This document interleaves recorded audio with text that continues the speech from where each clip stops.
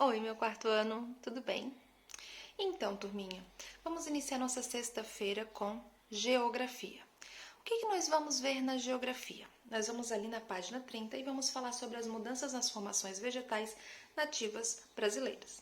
Nós já vimos como são compostas os nossos biomas, como são compostas nossas florestas e as vegetações. Cada um com a sua característica, cada um com a sua, o seu modo de viver, né?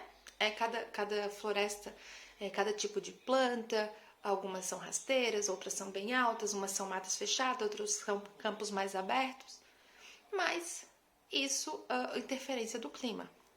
Alguns são mais secos, alguns são mais molhados, mas tudo isso, digamos que funcionando de forma correta, como é para como é para ser, de acordo com a incidência do nosso querido Sol nessas paisagens gigantescas do nosso Brasil. Se é mais tropical, se é mais subtropical.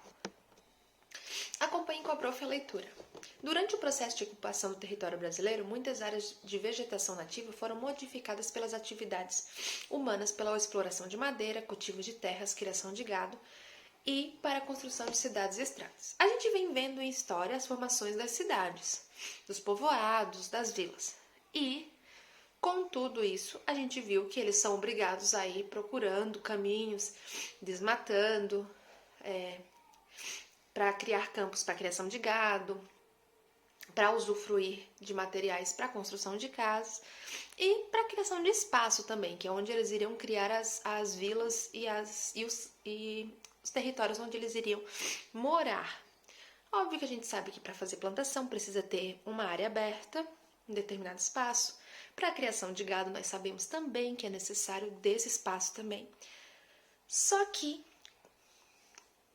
como a gente já falou, toda retirada precisa ter uma devolução, para que não gere escassez, para que não gere sumiço, porque a gente precisa da parte verde do nosso país, do nosso mundo inteiro.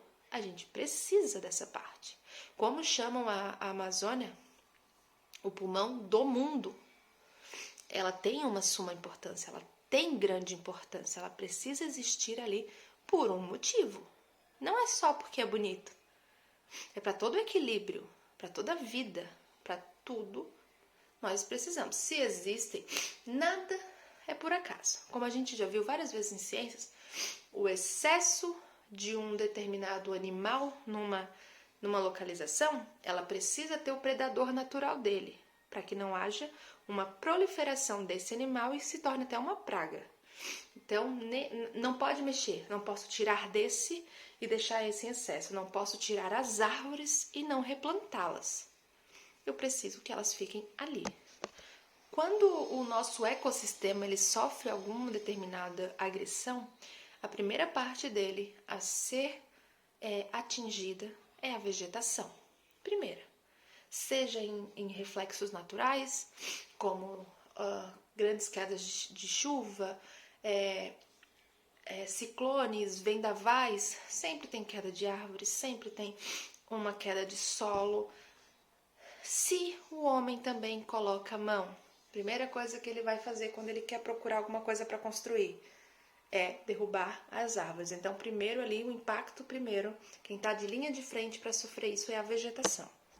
Atualmente, a maior parte da vegetação, seja ela de maior ou menor grau, eu digo maior ou menor grau, seja ela na Amazônia por ser grande e tem uma grande quantidade de árvores, como na Caatinga, que o espaçamento de árvores são menores, mas mesmo assim tem a sua vegetação própria, ela vem sendo modificada pela ação do homem. Como ali no começo do livro fala, muitas áreas com vegetação foram modificadas pelas atividades humanas, como a exploração de madeira, desde a exploração, desde o começo da colonização e exploração do nosso país.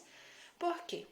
Por grande parte por construção, urbanização, criação de gado. Então não tem um estudo, uma preocupação muito grande com vamos destruir, como vai ficar. Tem mais uma preocupação de, nossa, vai ficar um shopping lindo? Não tem problema, vai ser lucro. A parte financeira manda muito. Esse é o grande problema. Muito além da gente perder a grande parte da nossa vegetação, ele agride muito a nossa biodiversidade. Por quê?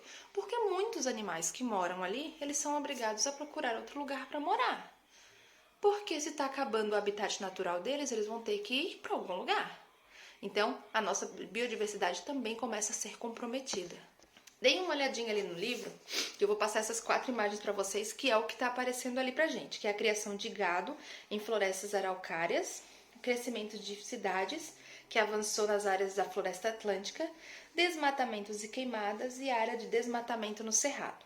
Atualmente, pouco resta da floresta atlântica, das araucárias, as primeiras a serem devastadas no Brasil. O desmatamento, as queimadas e principalmente a criação de gado já destruíram grande parte da floresta amazônica.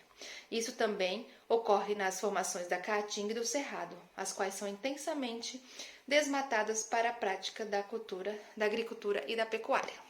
Então, como nós vimos, a maioria dessa devastação é mais por fins econômicos ou lucrativos.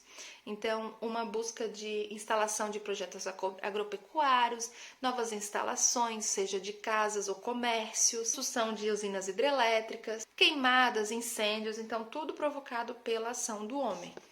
E as consequências que pode levar a isso? São processos erosivos, que é o empobrecimento do nosso solo, as trocas de temperaturas, que as temperaturas começam a ficar muito elevadas nas áreas que não tem mais uma vegetação ativa, vai causar uma menor infiltração de água no subsolo, no nosso solo, um agravamento muito grande da parte, vai criar uma desertificação no nosso país, ou seja, quanto mais vai ficar muito seco, vai ficar praticamente uma coisa de puxar o ar e tá insuportável de respirar. Então, assim, turma, a gente vê que muitas partes das nossas formações, das nossas vegetações brasileiras, há uma devastação e a grande devastação é mais por culpa do homem. O que a prof quer de vocês? Nós temos ali na página 30 a primeira questão, mas nós não vamos resolvê-la agora. O que eu quero de vocês?